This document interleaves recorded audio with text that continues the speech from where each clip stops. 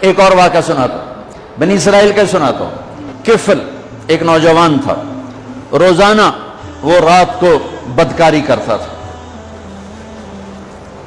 شراب اور عورت روزانہ رات کو۔ ایک رات ایک لڑکی کو 60 دینار میں لے کر آیا، کچھ 10 لاکھ روپیہ بنتا ہے 60 دینار، سونے کے سکے تھے، 10 لاکھ ایک لڑکی ایک رات۔ جب کمرے میں آیا دروازہ بند کر کے دیکھا تو وہ لڑکی رو رہی تھی۔ تو کفل نے کہا کیوں رو رہی ہو؟ میں نے زبردستی تو نہیں کی۔ اس نے کہا کفل میں عزت دار ہوں، عزت دار کی بیٹی ہوں، بھوک نے یہاں تک پہنچایا۔ جب مالدار لوگ زکوٰۃ نہیں دیتے تو غریبوں کی عزتیں نیلام ہو جاتی۔ میں تمہیں بچوں کیا بتاؤں، میرا ہوم ڈسٹرکٹ تو ملتان ہے۔ 1818 میں رنجیت سنگھ نے ملتان فتح کیا، 1818۔ مظفر خان رحمۃ اللہ علیہ کی حکومت تھی، 5 بیٹوں سمیت وہ شہید ہوئے۔ تو اس نے 3 بازار حسن بنائے اس وقت 1818، ایک ملتان میں، ایک کہروڑ پکا میں، اور ایک میرا جو ہوم ٹاؤن ہے تلمبا، جس سے 3 کلومیٹر کے فاصلے پر میرا گاؤں ہے۔ ایک تلمبا میں اس نے بازار حسن بنایا اور وہاں 1 مہینہ قیام کیا۔ تلمبا پرفضا جگہ تھی، راوی اس کو ہٹ کرتا ہوا جاتا تھا، تو اس نے پیچھے ایک بارادری بنوائی، وہاں 1 مہینہ قیام کیا۔ وہ علاقہ بارادری کے نام سے مشہور تو ہے، پر وہ بارادری مٹ چکی ہے۔ چند سال پہلے مجھے خیال ہے، میں ساری دنیا پھرتا ہوں، یہ بازار حسن کی بچیاں میں کبھی جا کے ملا نہیں، کبھی جا کے ان سے میں نے بات نہیں کی، اور اس بازار میں گزر بھی جاؤ تو تہمت لگ جاتی ہے۔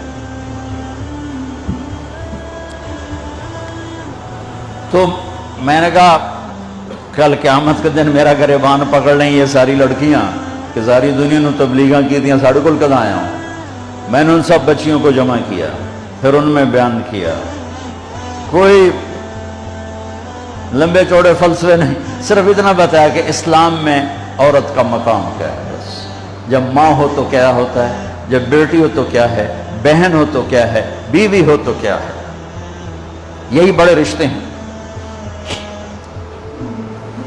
ہو ایک چھوٹی سی مجلس میں 10 لڑکیوں نے توبہ کی۔ 2-3 دن گزرے، مجھے ملازم نے کہا یہ باہر 2 عورتیں آئیاں تو مل دیاں، سائل آتے رہتے ہیں۔ میں نے کہا تو انہوں فارغ کرو، میں نے کیوں مل دیاں، جو انہوں فارغ کرو۔ وہ تھوڑی دیر بعد کہا جو نانو آکھو اسی محلے چوں آئی ہیں، محلے چوں۔ وہ محلہ عام طور پہ اسی کے لیے بولا جاتا ہے۔ تو میں نے کہا اچھا بلاؤ۔ وہ دونوں آ گئی۔ ایک نائکہ تھی جو بہت خطرناک کردار ہوتا ہے، آگے نئی لڑکیاں تیار کرنا، اور ایک ڈانسر تھی جو دبئی جاتی تھی۔ اس نے مجھ سے کہا مولانا صاحب تہاڈی گل سنی ہے، میں توبہ کی تھی ہے تو میرے گراما مار میرا سر پاڑ چھڑیا ہے کہ اسا روٹی کتوں کھاونی ہے، تو نچنا چھڑ دیتا تھے، اسا روٹی کتوں۔ پھر میں جا کر ان بچیوں سے فردن جب ملا تو مجھے پتہ چلا کہ یہ بڑا مظلوم طبقہ، سردار صاحب رہتا ہے اور غریب کی بیٹی طوائف بن جاتی ہے، میاں صاحب رہتا ہے اور گھنگرو پہننے والی طوائف کا داغ لے کر ہی قبر میں جاتی ہے، شیخ صاحب رہتا ہے، چودھری صاحب رہتا ہے، مار صاحب رہتا ہے، لیکن غریب کی بیٹی طوائف کا داغ اپنے ماتھے پہ سجا کے قبر میں چلی جاتی۔ پھر میرے بس میں جتنا تھا میں نے چند دن پہلے میں گیا تو میں نے اس سے ایک سے کہا، میں نے کہا اپنی اس بچی کا تو رشتہ کر دے، میں سارا خرچہ اٹھاؤں گا۔ میں کہا میاں صاحب طوائف پہ کوٹھے پہ کون آئے رشتہ دے؟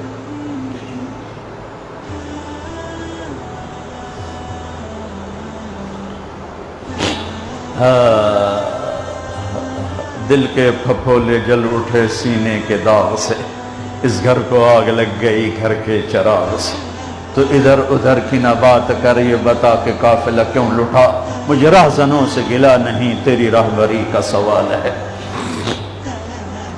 میں نے تو کلیجہ کٹ گیا کہ ظالم وہ درندے ہیں جنہوں نے اپنی ہوس کے لیے کتنے غریبوں کی بیٹیوں کو طوائف بنا دیا، اور پھر شرافت کی زندگی مانگنے کے باوجود ان کے لیے ذلت و پستی کے سوا کچھ نہیں۔ کفل میں عزت دار ہوں، مجھے غربت نے یہاں پہنچایا ہے۔ تو کفل رونے لگا، کہنے لگا بہن جس عزت کے ساتھ آئی تھی اسی عزت کے ساتھ چلی جائے، میرے لیے دعا کر دے، میں بہت کمینہ انسان ہوں۔ لڑکی چلی گئی، کفل کو نہیں پتا کیا ہونے والا ہے۔ تھوڑی دیر کے بعد وہ مر گیا، جوان مر گیا۔ صبح ہوئی، جیسا اس شخص کا کردار تھا، نہ اس کو کوئی نہلانے آتا نہ کوئی کندھا دینے آتا، یہیں گل تھڑ کے مر جاتا۔ اس شہنشاہ پہ قربان، اس کی رحمت، سبحان اللہ، ما رحمک، ما رحمک، کیا رحیم ہے میرا آپ کا اللہ۔ ہمارے گناہوں کی حیثیت کیا ہے؟ ایک لفظ توبہ ہر شے مٹا دیتا ہے۔ صبح ہوئی تو لوگوں نے کیا دیکھا؟ کفل کے دروازے پہ لکھا ہوا تھا بڑا بڑا نورانی سطروں میں، ان اللہ قد غفر للکفل، اللہ نے کفل کو معاف کر دیا۔ یہ کیوں لکھوایا؟